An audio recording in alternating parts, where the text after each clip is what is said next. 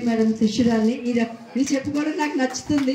ఎందుకంటే నేను చాలా మందికి నేను ట్రైన్ చేస్తాను, స్కూల్స్కి వెళ్తా, కాలేజెస్కి వెళ్తా. కానీ ఇక్కడ నేను మాత్రం నా గురువు మాత్రం Sarojini madam. So so Sarojini Ramarao garu, నేను ఇద్దరిని మెన్షన్ చేస్తాను. సో ఇది క్రోతినామ సంవత్సరం అన్నప్పుడు పేరు చులవగానే కొంచెం భయం, మనసులోంచి భయం ఉంది. అదే మన యాంకర్ మేనేజ్మెంట్, అదే సైకాలజీ టర్మ్స్ చెప్పాలంటే యాంకర్ మేనేజ్మెంట్ అని మాట్లాడతాం మనం. అంటే ఇప్పటిదాకా కోపాలు రాలేదా అంటే వచ్చి ఉంటాయి అందరికీను. కానీ ఈ సంవత్సరం మీకు వచ్చే కోపాన్ని కొంచెం అదుపులో పెట్టుకుని, ఎందుకంటే కోపం రాకుండా ఏ మనిషి ఉండడు, కష్టం అది. మన మనుషులు అప్పుడు మనం ఇక్కడ ఉండకూడదు, హిమాలయాకి వెళ్ళిపోవాలి. సో మీకు వచ్చిన దాన్ని కోపాన్ని సార్ ఇప్పుడే చెప్తున్నారు కదా, ఎవరు కోఆపరేట్ చేసినా చెయ్యకపోయినా ప్రోగ్రామ్ అయితే సక్సెస్ఫుల్ గా చేశారు. కాబట్టి big clap for all of you.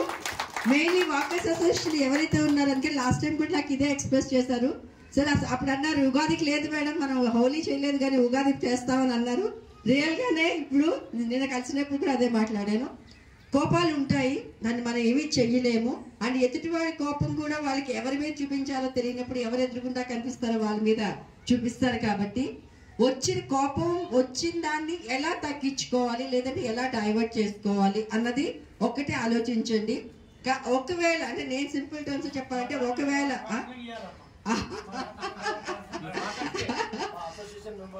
అంటే ఏం లేదు సార్, ఎప్పుడైనా కోపం వచ్చిందంటే మేము సింపుల్ టెక్నిక్ చెప్పేది ఏంటంటే walk away from the situation అంట. అంటే అక్కడ ఒక సిచ్యువేషన్ జరుగుతుంది, మీకు తెలుస్తుంది, మనకి ట్రిగర్స్ వస్తుంటాయి, నెక్స్ట్ లెవెల్కి వెళ్ళిపోతుందని ఎప్పుడు అనిపిస్తున్నప్పుడు థ్యాంక్ యూ ఇప్పుడే ఉంది, నాకు పని ఉంది, లేకపోతే ఫోన్ వచ్చింది ఏదో అని చెప్పి అక్కడి నుంచి మీరు బయటకు వచ్చేస్తే చాలా మటుకు ప్రాబ్లమ్స్ అయితే సాల్వ్ అవుతాయి. దిస్ ద ఫస్ట్ టెక్నిక్ చెప్తాను.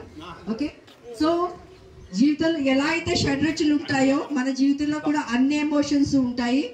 ఎమోషన్స్ ని కంట్రోల్ చేసుకుంటూ మనం ముందుకు వెళ్తే గనక ప్రతి క్రోధినామ సంవత్సరమే కాదు, ఏ సంవత్సరం అయినా కూడా బాగానే ఉంటుంది. అందరికీ మరొకసారి ఉగాది శుభాకాంక్షలు.